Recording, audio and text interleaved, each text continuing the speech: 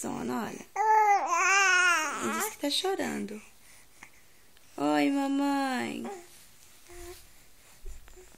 Eu trouxe ela aqui pra nossa cama pra dar mamar ela, pra não acordar o irmão dela que tá dormindo. Agora ela quer voltar lá pro berço, chupar a chupetinha, escutar musiquinha de natureza e dormir.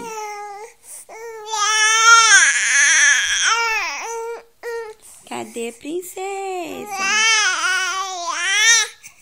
Cadê princesa?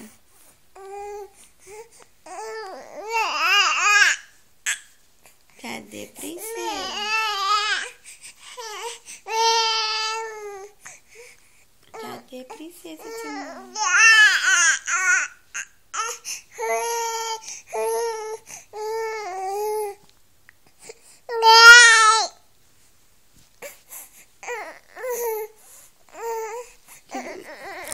Deixa eu chorar. Cadê o biquinho dela? Achei.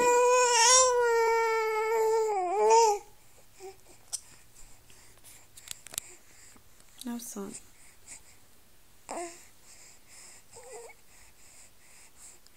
Linda.